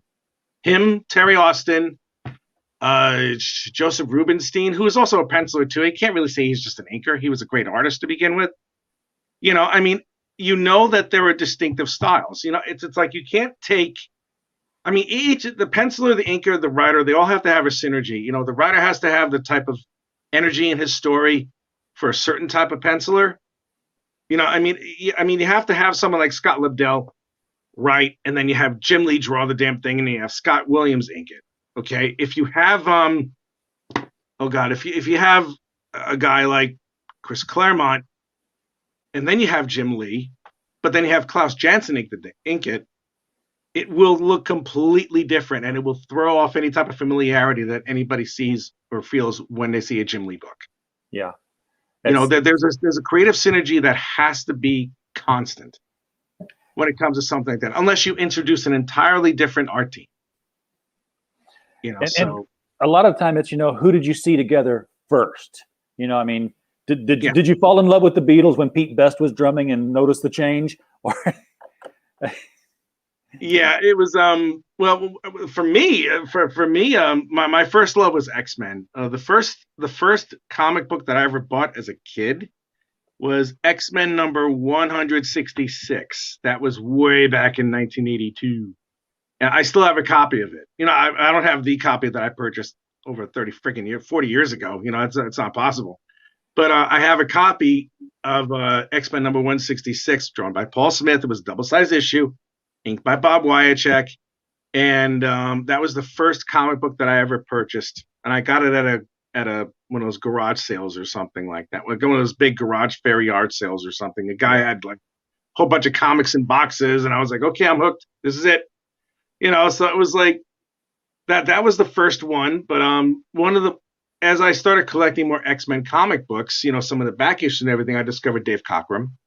I discovered I discovered Neil Adams. Who else? And as I went along, I fell in love with the Teen Titans when George Perez was drawing the damn thing. yes. Oh God! I happened to start reading that particular book when the Judas contract started. Oh, that was good stuff. Hooked me immediately, and then right around that time was Secret Wars, where I discovered Mike Zeck and John Beatty. Mike Zeck was great for that series. And then, right around that same time, Walter Simonson took over for Thor, and it was Beta Ray Bill smashing the Thor logo. 1986 was the 85, 86, around that area, the best years for friggin' comic books, because it introduced so many new things. And it was such a thrill to see them all, man. And it's like, as I got older around that time, I was like, man, this is just it. This is just, I have to do this. And I was one of those kids that, like, what was I? I was 6 years old. No, I'm sorry, I was 5. I was living in Brooklyn. My dad came, my father, he brought home a Super Friends coloring book and a Firestorm comic book, like his origin. Yeah. When I was 5 years old, I took a piece of paper and I started you know, eyeballing the drawing on the comic and then trying to draw it on a separate sheet of paper. And when I got the Super Friends coloring book, and not only did I color inside the lines, but I also did the shading and the light source and all that stuff. And I started doing flip books at age 6. So yeah, I knew what I wanted to do. I just didn't know where I was going to go about doing it. But you know, comic books, they were my saving grace. I mean, I did my first comic book when I was 12. You know, it's weird stuff, man. But I mean, I was destined to do stuff like this, and I love it. Absolutely. Fantastic. Yeah, 85. I was in high school, getting ready to graduate. But yeah, you had Crisis at DC, which, you know, all the books were happening concurrently. Oh my God! And it's like every book was tying into it. It's like, this has never happened before. I've got to buy a bunch of books. And Marvel did Secret Wars completely differently. They did, like, you know, everybody disappeared at the end of their book. And then where'd they go? They went to Secret Wars. But next month, they're back from Secret Wars. And there's, like, you know, the Thing is gone. What happened to the Thing? Spider-Man's in a black costume. Why is he in a black costume? We don't know for a full year, because we've got to read this Secret Wars thing to find out what happened between these 2 months. Isn't that horrible? It was great for driving the story, though. And now it's like, I don't know. It was the greatest thing that birthed the worst thing. Because now they're all like, you know, oh, we sold the shit out of those things. Let's do it again and again and again and again. And again, That is true. That's right. And it's just after a while, it becomes just part of the consumerism. It's like you have to buy these things in order to keep in step with the story. But if you're gonna do something like that, make sure you keep the comics at a maximum, a maximum price of $2 an issue. Maximum. Now, what is it, like 5 or 6 at this point? $5 at least for DCs, and Oh God, that's horrendous! You got to be kidding me! $5 for forget it. No, that's one of the reasons why I don't buy them. Like, what the fuck am I going to do? It's like $5 for a copy. That's just ridiculous. Yeah, Heroenberg's. That's nuts. I remember picking them up when they were 60 cents. Come on, man! I mean, the double size issue of X-Men 166 was $1. Well, I was getting them at yard sales, like you were saying, but see, the thing with me, Rich, was I was living in Sparta, Illinois. Nice. So the deal about Sparta. I think so. Yeah. Refresh. I was told about it a couple of times. World Color Press. Every single comic book in the world was printed there. The people who worked there brought home print overruns. So you could get new comics at the yard sales that month, and if you knew somebody who worked there, oh my God. It's like me, you're like, Dad, can we go visit so-and-so today and see this? And I've got, this is my senior picture from 1985. Woo, look at that beard. Look at those sideburns, man. Mutton chops. I kind of got the reverse thing going on here, but if you look, they came to take this for the yearbook. Where'd the damn picture go? Okay, it's not gonna let me resize it while I'm on the laptop. Usually if I put it on another screen, I can resize it and play around with it. But these were all newish comics. You can see that, you can see those Barry Windsor Smith Machine Mans. Of course, there's the Teen Titans annuals up there. Teen Titans behind me there, the first, the Baxter run. Secret War is all going across the top there because that was all, I would just bag it up and then I'd nail it to the wall. Nicely done, man. Nicely done. Those were the days. Those are the days. I miss those days. I miss them a little bit, but I also understand that it's like with things, they evolve and stuff like that. I mean, I was surprised. I mean, they still use inkers. I inking was supposed to be, out of circulation in like the mid to late 90s. Well, I've asked Ryan Wynn about this, and I want to get you and him together on a show together and just talk ink. I'll just sit back. Yeah, sure. I'll just sit back and watch. Ryan's a big inker too, and I asked him the same thing. It's like, we have the technology now to pick the pencil straight up from the picture. You couldn't scan it before. So why ink in the first place? And you had really good answers for that because, and it brought up that Jack Kirby book where, all the different styles were changed. Yeah. But yeah, I'll have to set that up. We'll maybe do it closer to the time that you launch your next Kickstarter, and we'll just whatever you want. Whenever it is, it's fine with me. Truly. Cool. Heroenberg's talking about how Judas Contract is their favorite single story in comics. It was definitely mine at the time. I mean, when you turn that page and there's Tara in her smoking a cigarette, wearing her eye makeup and everything, not only are you realizing that, oh my God, she's betrayed them all, but there's this whole, Deathstroke is banging a 16-year-old kid. and they backstepped that so hard, backpedaled. It's like, no, she was like wanting to, and he was trying. It's like, no, that was a post-coital cigarette if I ever saw one. Either that, or she's a very, very young-looking 18-year-old chick. Like, God, man. I remember how she was dolled up, man. She really did look like a French whore. Yeah. Not that all French women are whores, but it's just like she looked like one of those French prostitutes that like Jack Dawson would draw on the Titanic, but with both legs. It's just like she looks. And I loved how George Perez drew her. I mean, he drew her like completely different from what Tara was supposed to be, and she looked, lack of a better word, she looked like a skank. Yeah, I was like, she looked like she smelled like cigarettes. And in the in the animated version of that, of course, you know that you got Deathstroke turning on and says, "What the hell are you doing? Put some clothes on," or whatever. I was like, "Nope, that's not how it went." It's like, what are you doing? Put some clothes. Yeah, at that point, yeah, that's whatever. But you know, it's like, you know, in the comic, it's like he's gonna put his penis into an 18-year-old girl, maybe. Yeah. Well, you know, she's lying because she's a sick bitch. Oh my God, she was a sick bitch. Yeah, and I mean, when I saw it, I was like, he's already done it. That's why she's smoking the cigarette. Oh yeah. Oh God, she looked like a fucking. She looked like she smelled like a cigarette. I mean, when she was like that, even when you didn't see her smoking, she's all, oh God, oh, it's like she looked like she was missing. She looked like she had bad teeth. You know, like she was missing a tooth or something. And man, she looked like a train ran over her. And not the one with the wheels on it with the track. You know what I'm saying? It's like, God damn, man, you. Oh gosh, she was not pleasant to look at. I've got that boxed up somewhere in trade paperback. I'm gonna have to read it again. Why wouldn't you had it open? Oh my God. We could both pick on it and crack on it like forever. Yes. That's awesome, man. Oh God. I love George Perez, you know, the way that he would stage everything and the way and the detail this man put in. Yeah. Oh my God. I've got some. I could grab this. Hang on a second. Hang on. All right. I'm waiting. La la la la la. No one's paying attention, so I'm just gonna pick my nose. Wait. Oh, wait. The camera's still on. Sorry. This is what happens when you triple size your coffee at 2:30 in the morning.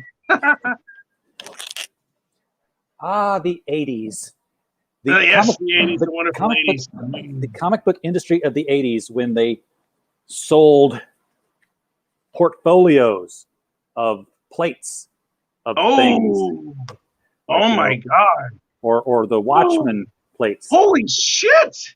Yeah. This is like all 12 covers, all 12 of the promotional posters, and all 6 of the French covers. Ooh, look at that one. Ooh, look how sexy Comedian is. Look at that one. So that's nice. In France, they published every 2 issues together as one issue. So it was 1 and 2, 3 and 4, 5 and 6. Oh God, Brian Bolland. Is that Brian Bolland? Yes, it is. Oh, he's a god. Oh, I love his styling. He's so good. And these were all, that's the name of my cat. I have a cat named Ozymandias. Oh, cool. No, he's awesome. He's great. My wife. He does rule everything. He is Ozymandias, King of Kings. Shit you not. my ex-wife quit letting me name our cats because we went through Persephone and Antigone and Scheherazade. Dude, that's awesome. This is the one I was trying to get to. George Perez portfolio. Oh my God, that's crazy. Bring this up like this, and I mean, you talk about the level of detail in shit. Oh yeah, I will. And I don't know if he inked himself on these, or what the deal is, but he inked himself on some of them, not all of them. Oh, Teen Titans, I love it. Good job. Oh yeah, that's awesome. That's just crazy. Hard to work my fingers around them, so I'm going to have to keep turning it away to do this. That's totally fine. Yeah, look at that. Oh my God, that's just all that crazy. And what gets me is the friggin' windows. Yeah. I mean, that's way in the back, and he's like drawing, and that's not even the craziest thing in here. How Perez didn't go and have a nervous breakdown early in life, I will never. Let me see. Trying to get them separated here. Okay, this one's not as crazy as the other ones here, but it's Perez, and you know, it doesn't have to be. The staging is beautiful. Yeah. This was sometimes less is more, and he did less on this one. It's absolutely brilliant. I think this was all the setup for the Jason Todd Robin being here. All right. Or it could just be Nightwing's origin. I think it was possibly even that. Because that's definitely that looks weird. I have to admit, I'm like, wow, look at me, I'm Robin, yay! Yeah, that's so odd. My parents got killed, and I get to be. I get to be Robin, yay! In shorts, yay! Yeah, this is crazy stuff. This is absolutely crazy. It really is. He is so good. George Perez is Boss so Zuko good. here. Did he retired recently? Didn't he? Yes, he did. Yeah. Yes, he did. This is all the Nightwing in the rain. This is Nightwing going after Boss Zuko. I remember the storyline now. What? Almost kind of looks like Breyfogle in the back there with the way the Batman shadow is. That's really lovely. I have to admit, that's really gorgeous.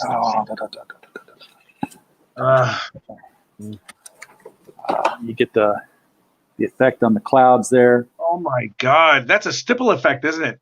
Yeah. Good God! What? Oh my word! And it's Look just, at that. That's insane. Oh my goodness. I could do that, but my hand would fall off after a while. I know. It's just like it's just crazy stuff here.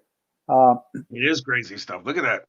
Okay, so this is where Jason Todd's coming into it, because you got the younger kid in the back, and Dick Grayson is getting ready to give up the mantle of Robin. Yes, you get to be the happy-go-lucky bullet magnet for a while here. And that's how you get this nice clean Robin here. Yay! With just some bats laying in the back. Yay! It's my turn to go get shot at. My turn to be the bullet magnet. Yay! And then this. Oh my God, that's crazy! This insane Joker shot here. Holy shit, that's freaking gorgeous! Oh my God! More cloud. Now this isn't stipple. These are straight lines. Yeah. Do you use a ruler for this? Come on. Yeah, you do. Yeah, of course you do. But you use a quill instead of like a rapidograph pen or anything like that. Use a quill or a brush. Use a quill or a brush. You're not ready for this, Jelly. I'm not ready for anything.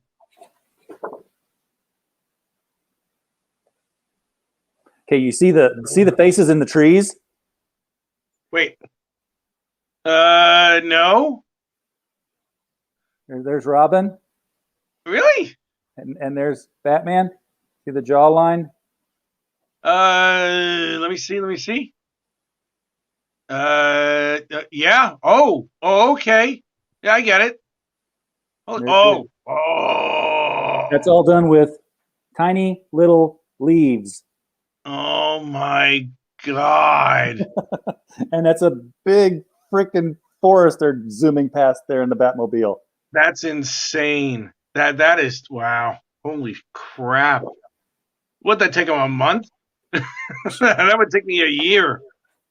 Holy God, man. And then the 12th one here. That's classic. That's classically beautiful. I love it. And again, okay, what's the shortcut for doing this?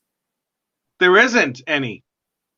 There is not a shortcut. No. Something like that deserves to be taken care of, pen stroke by pen stroke, and very, very carefully. Well, the only way that I could see it, the only way that I'd be able to see a shortcut is if I was going to do something like that, I would pencil out the extra outside borders of the buildings themselves in the perspective. I would ink them in, making sure that I have a little bit of a line, a mark of delineation or whatnot. I would use either whiteout or I would use white ink in a quill. And then I would go over it really, really slowly just to make sure that the ink would not bleed. Let it dry overnight. And then I would use a black quill or a black brush to go down vertically for all the windows in the buildings that are supposed to be lit up. That's the way that I would do it. Yeah. See, these are solid black. Yeah, There's that's no gray. nuts. That's just out of your mind. It's like the detail this man puts in. It's just outrageous. This is all black, all white, no grays. Yeah, and yet there is depth and perspective here. he meant it, but what he does is he separates the shapes of the windows, and he very deftly uses the shapes of the buildings and the add-ons of the buildings, and he uses that as backdrops and like elements that are supposed to be ahead of the other stuff. And that was my lungs. Anyway, I've just that's how he separates everything. I've had this since that's I was. probably I don't know how he does it, but that's how I would do it. I've had this since I picked this up at a comic shop when I was in college. So that would put it 1985, 86, and I've had it ever since. Gorgeous. I don't know whether I want to take them all out and frame them all or just leave them in the packaging. This one, I probably would keep them in the packaging, but that's me. yeah. Well, that's what I've obviously If you want done. to display them frame by frame, side by side, that would be awesome. Yeah, of course, we got. Oh, this Wonder Woman. Yeah. Now this is the he drew DC Wonder Woman universe. for a while, didn't he? Yeah, this is him doing her. Because Okay, that's the Wonder Woman run of recent. no, this is 85 as well. Oh, okay. He does women great. He really does. Oh, he does. He's done the definitive Wonder Woman image as far as I'm concerned. This was a portfolio with all kinds of different people. This is Brian Bolland's Silent Knight and Viking Prince and Edwig and the Demon. That's fantastic. Oh my God. I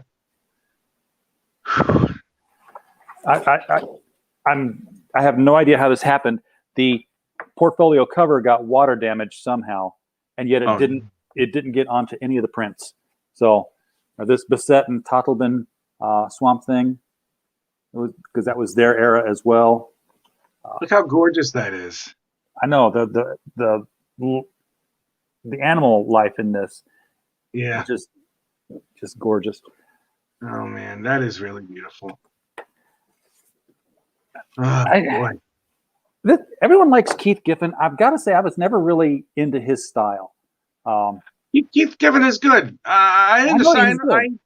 He's good. I've seen him on Legion of Superheroes. As a matter of fact, I inked a few pages of Keith Giffen for what is it?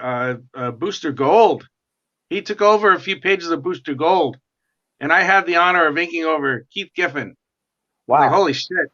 He inks heavy when he does himself. I think he does. He has a very contrasty style, but it's also open too, which is really confusing sometimes. Yeah. At least for me, I'm kind of remedial when it comes to stuff like that, but still, it's just.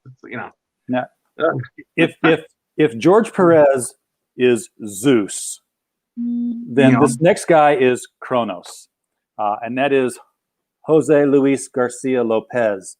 I love him. He was the house. I adore Jose Luis Garcia Lopez. Oh, he is so good, so good. I love. I don't really see a lot of draftsmen like Perez, Lopez, Byrne, Romita Senior or Romita Junior or Steve Ditko or Dave Cockrum. You don't really see that much anymore. No. There was a couple of pencilers that Sergeant Rock. Is that Gil Kane?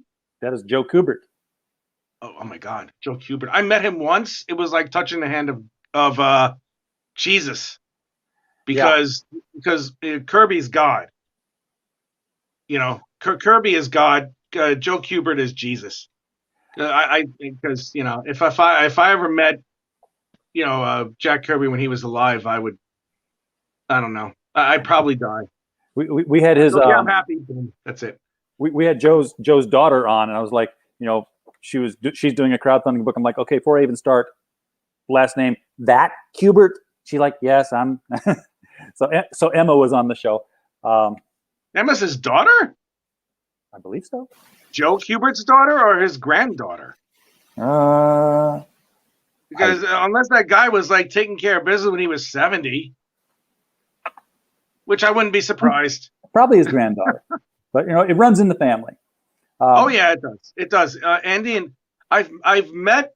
I think I met. I don't know which one I met. I don't know if I met Andy or Adam. I don't know if I met either of those two. I don't know who I met out of the two. I just know I met one of them, and they're fantastic. They're really good. Well, I think I met the one who drew Wolverine. Was that Adam or Andy? I have no idea. They're neither both do interchangeable to I me. get confused sometimes. Is that Emma? This is Is that his granddaughter? It must be, because she was very young. Oh, that's Kurt Swan. Kurt Swan and Jerry Ordway together. Oh God, Jerry Ordway saved Kurt Swan's life a lot of times. Yeah, I have to admit, Kurt Swan was good. He was reliable, but man, that guy was peanut butter and a peanut butter sandwich. That was about it. Is that Jim Aparo? No, this is Dick Giordano. Oh, okay, all right. And this is not signed by him, so I don't know what I was thinking. That hardcover Greatest Batman Stories Ever Told? I think so. I'd have to look at it again to be sure. Yeah, it came out around the same time. There was a Greatest Joker Stories too. That thing both are in my collection. Both read like a funeral book, because you open it up and right there on the very front page, I have in ink Dick Giordano, Denny O'Neil, Jim Aparo.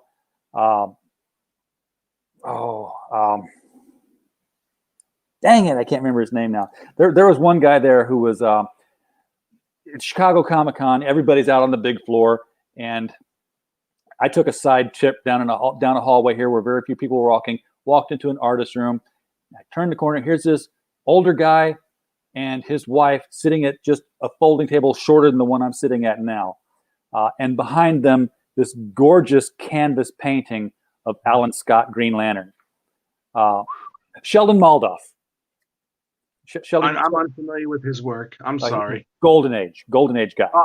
I'm certain he's fantastic. I'm certain he's a god. I'm certain he's fantastic. Well, yeah, but he was like, the Golden Age JSA, and I was like, DC's doing a JSA book right now. Why are they not just saying, hey, why don't you come back and draw JSA? And his wife's like, would you go tell them that?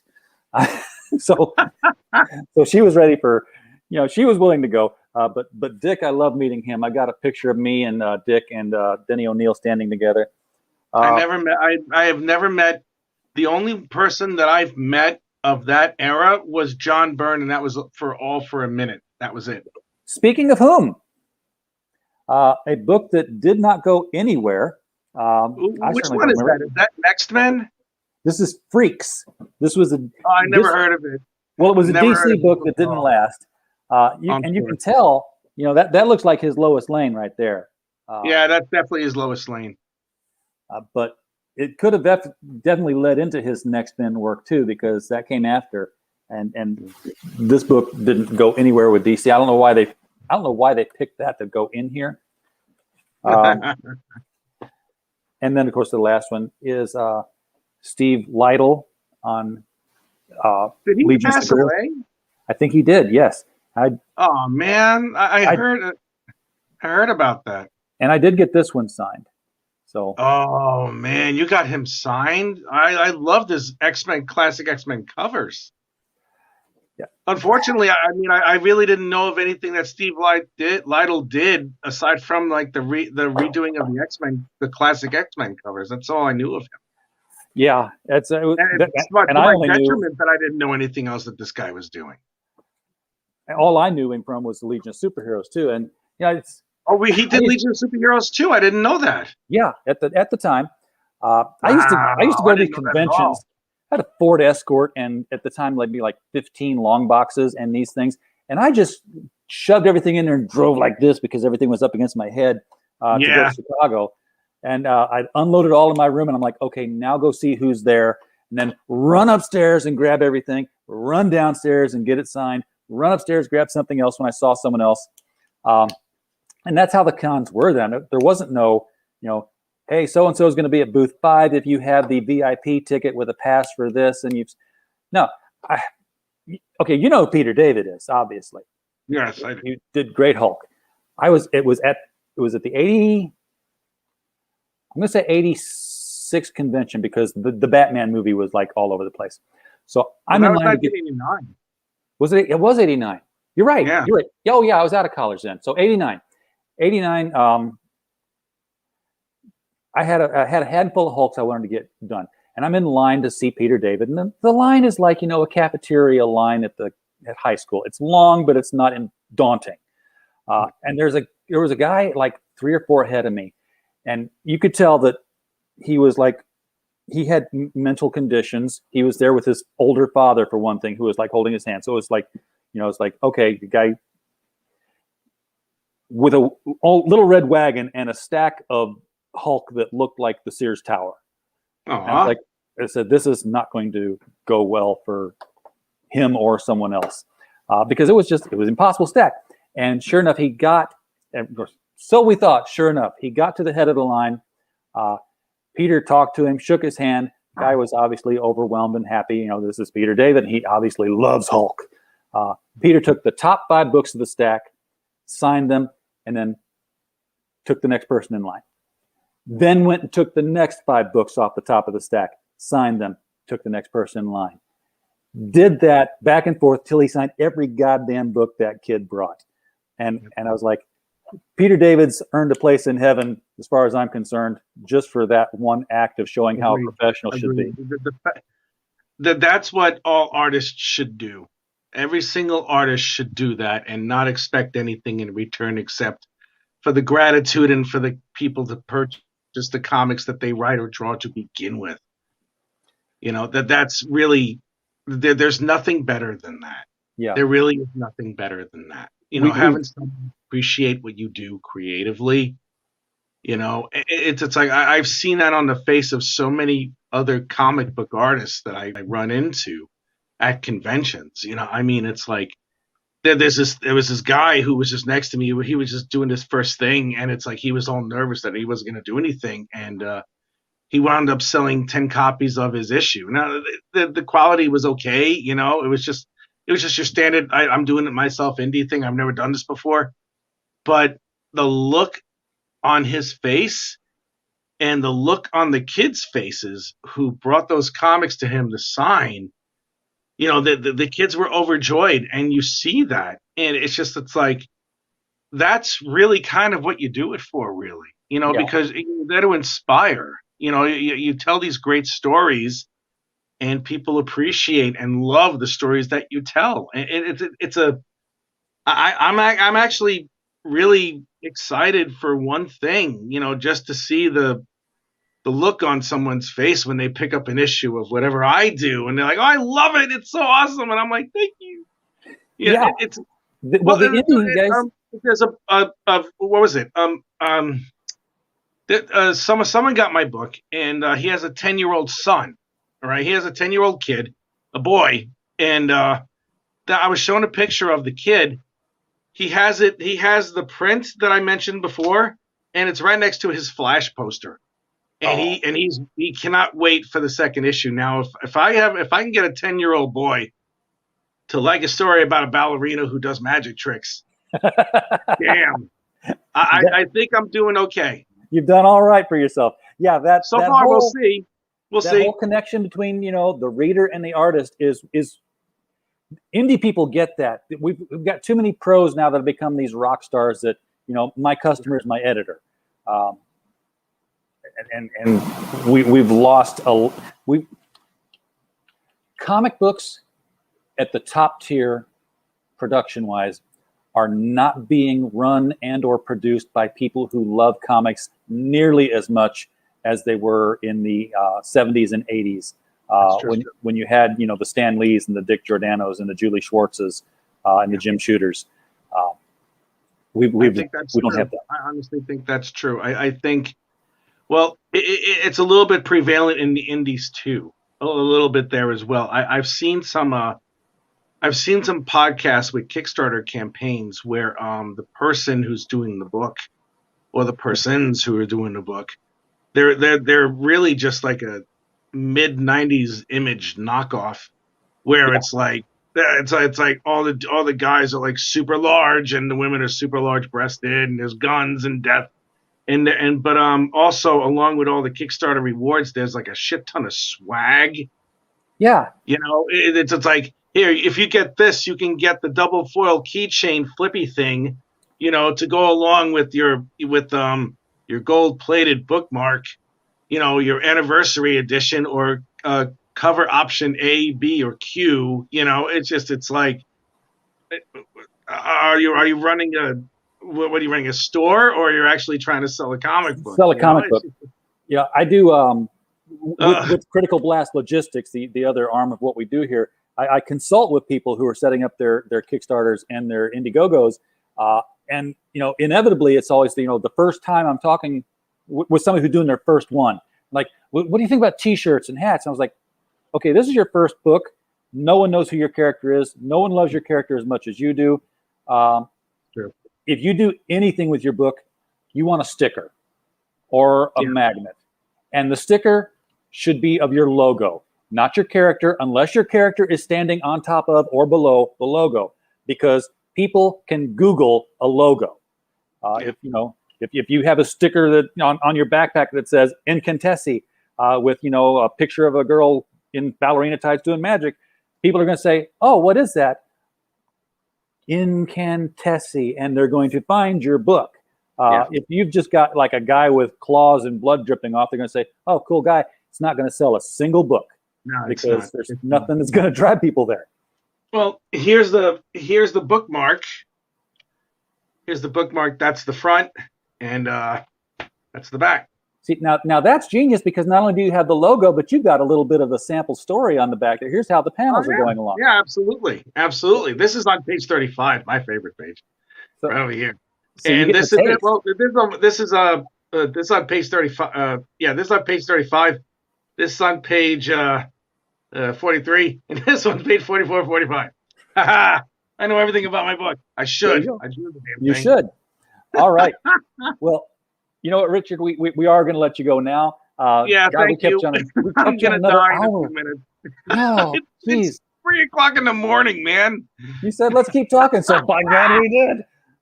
It's okay. I don't mind, but now I'm going to be up all night. Yeah, I hear you.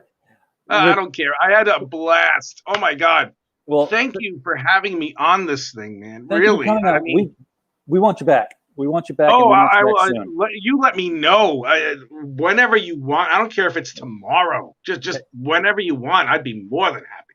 Okay, so every other Saturday night we have the LCS guys, where I have some local comic shop guys come together for a confab, and we always have a guest. We will set you up with one of those real quickly here. Hang on, I just want to say goodbye to the chat. Guys, thanks for coming on. We don't have a show without you. And as always, we just hope you came here and had a